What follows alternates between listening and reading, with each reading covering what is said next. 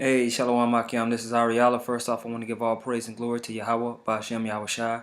Once again, I want to give all praise and glory to Yahweh, Ba'ashem Yahushai. I want to send double honors to the apostles and the elders of Great Millstone. I want to send peace, love, and salutation to all Yakim out there pushing the word on the globe in sincerity and truth. And this is just going to be a quick sit down. It's something that's been kind of happened in the camp here in Dallas, and it's something that has been on my mind, and it resonated with me, so I figured I put it in sit down form. This ain't to get on anybody or anything like that. It's just a point within the brotherhood, a point within our pilgrimage throughout this thing. You're gonna have ups and downs with the Akyam, and as you learn and grow and refine yourself, you learn more and more and more how to mesh and how to be a brother as you put off the world. Okay.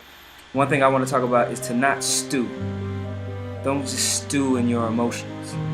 Don't just stew in how you feel about a situation and not bring it up to a brother and let it go on for a period of time, and then it becomes something bigger than what it could have been if you would have just handled it at that time. Man. A lot of brothers will get into a situation, or they'll feel offended by something, and they'll sit on it, and they'll just let it stew, man, and let it boil and let it boil and let it boil, and then all of a sudden it's coming all over the top of the pot. And to the other person that might have committed the offense, they're like, whoa, where did this come from? But to you, it's a rage. And it's a rage because not only have you been sitting on it, you've created all these scenarios in your mind of the reason why it happened. You've created a storyline and a perception from your point of view on why this brother may have did that, or why this brother may have did this or that, and that might not even be the case. But if you would have handled it up front initially, right when it came to a point, hey man, did you do this? Or yo bro, I ain't with it. And then no bro, it's not even, this is what I mean, or this is my perspective, and then it can be ironed out from there. But if you let it stew, it can get worse and worse and worse. So I just wanted to pull out this word stew. Of course, when you look at it in the etymology online, it's going to say a vessel for cooking, heated room, bathing, yada, yada, yada. But when you get down to the old French, estuve, it says bathe, bathhouse, brawdy house, because a stew also goes back to going to a whorehouse. Reflecting the reputation of medieval bathhouses, go down to the verb stew. It says intransitive use from the 1590s, meaning to boil slowly, to cook meat by simmering in a liquid, is attested from early 15th century, the meaning to be left to the consequences of one's actions. From the 1650s, especially a figurative expression to stew in one's own juices. Okay? Stewing, okay? And then you can get the actual definition, addition meat and vegetables cooked slowly in liquid in a closed dish or pan. And then right here, in the informal sense, a state of great anxiety or agitation. And that's what happens when you get angry about something and you're stewing in your own emotions. You're stewing in how you feel instead of talking with a brother. And this is a scripture that we read all the time, but it's something that is hard to do in the society because you have not been trained how to do it. A lot of brothers and a lot of us wasn't guided by our fathers. You know what I mean? Spiritually. Pop was just in and out the crib. Or Pop wasn't even there. So we're learning how to deal with brothers in a spiritual manner. We're casting off these dark chains of the flesh. And these are things we have to constantly repeat to ourselves and remind ourselves, especially in these last days. Because if you offend a brother, and you might got offended, but the way you dealt with it was offensive, so the Most High might deal with you. Sirach chapter 19, verse 13, it says, admonish a friend, it may be he have not done it, and if he have done it, that he do it no more. Admonish thy friend, it may be he have not said it, and if he have, that he speak it not again. So there's a chance where you thought a brother did something, or you might have thought a brother said something that made you feel some type of way, and you admonished him. You want, hey man, but that might not be the case. But the point is to go admonish your friend, man. Go ahead and say it, man. All right. See, watch. Because in verse 15 it says, admonish a friend, for many times it is a slander, and believe not every tale. Because when you get the full story, you know, you might like, oh, okay, you know, I was tripping, Salaki, man. I just thought you were saying this, or I just thought you did that. I ain't, you know, blah blah blah. But if you sit and you stew in your juices and get all emotional, and now you got 15 backstories, and then you go to another brother, yeah, man, this brother, you know, he did this, he did that. I don't like that, you know. Now that brother's thinking some type of way about this brother, and no one ain't said nothing to him and got the full story. Okay? So now you become a talebearer, right? So you have to watch that from amongst the brotherhood. You can't do that. You know, we all do it, we make mistakes. It happens. But when you see it, you correct it, and you learn how to communicate better as you go along. Verse 16. There's one that slippeth in his speech, but not from his heart. And who is he that have not offended with his tongue? Yeah, a brother might slip with his speech. He might say something out of order. He might be out of order, you know. We all have done that before. You might, you know, be sipping a little bit, you know, talk crazy to a brother, you know. But if you admonish that man and you get down to the nitty gritty, everything will be all good. But if you stew on it and you let it build, it's going to boil over. I guarantee you, because we Jake. Jake is confrontational. Eventually, it's going to pop off. Okay? Verse 17. Admonish thy neighbor before thou threaten him. See, before you get ready to, this dude's a nigga, you know, almost like deal with you or doing all that, admonish thy neighbor. Talk to him and really tell him. Don't just go to him and say, hey, brother, we cool.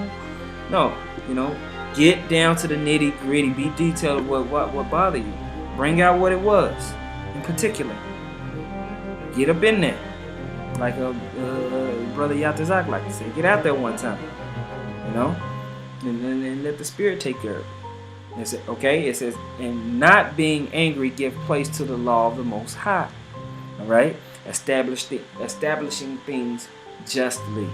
Okay? Establishing things in the Spirit. Okay? Because the law has given us a standard of how to be, but we judge things spiritually. We have a standard amongst the brotherhoods of how to be, but amongst that, you know, we have to judge that spiritually, especially brothers that put in a leadership position. Is this brother sincere? Is this brother is he not sincere? Even though he might not be keeping a standard per se in the camp, you deal with that brother through the Spirit, man. Sometimes you know somebody's just a nigga, man. Fuck, you know what I mean? And then sometimes you know, Jay gets simple.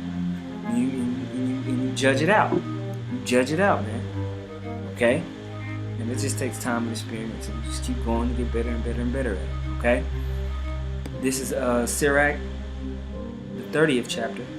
In the 21st verse it says, give not over thy mind to heaviness, and afflict not thyself in thine own counsel.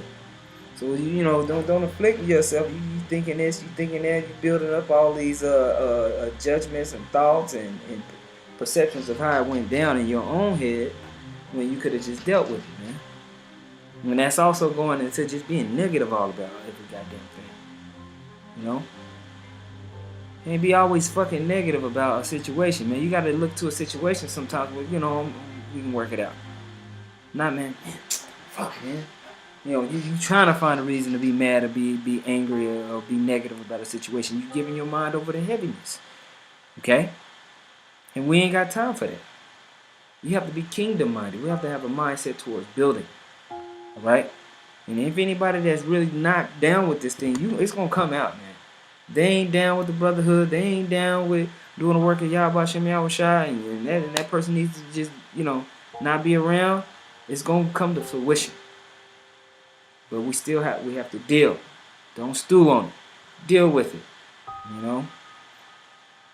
That's one thing I can say that we did learn early on in the Great Millstone Dallas camp. You know, we have situations, you know, yada yada yada.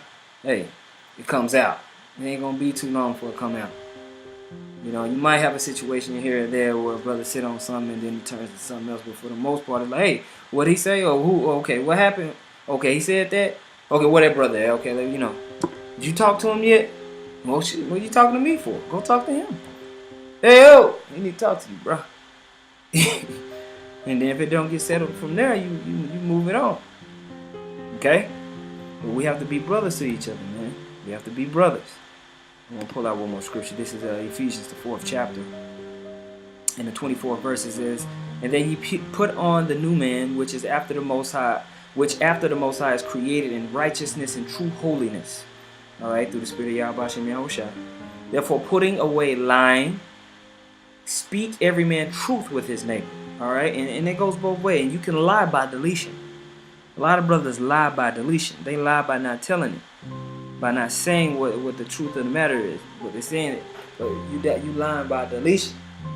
Okay, you're being deceptive by deletion, man. Instead of just being straightforward and saying what it is. No, it's cool, yeah, but it ain't cool. You know, you won't get down to the skinny. And so the thing is stewing, and now the whole camp got to deal with this. Or now we got to call the elders. You know, well, now it went all the way to the top. Now it's on camera in front of all of Israel, because you've allowed this one little small matter that could have been dealt and handled directly to stew and boil over and grow into a goddamn dragon. All right. It says, speak every man truth with his neighbor, for we are members one of another. Be ye angry and sin not. Let not the sun go down upon your wrath. All right, it says, don't let the sun go down upon your wrath, man. You have to deal with those issues, man, and get them out of there. Why? Verse 27, neither give place to the devil. Okay? Because that just opens up veins of wickedness. Wicked thoughts, wicked actions. All right? Evil surmisings, backbiting, gossiping. And it's just a cancer that'll have to eventually be cut out. And that's never fun. Okay? So, this is just, something that was on my mind for the last couple of days. I want to put it on wax, so to speak. But if you brothers have comments or scriptures, please put them in the comment board. Once again, I want to give all praise and glory to Yahweh, Ba'ashem Yahushua. I want to send double honors to the apostles and the elders of Great Millstone. Peace, love, and salutation to Yakim out there around the globe, pushing this word of sincerity and truth. Shalom.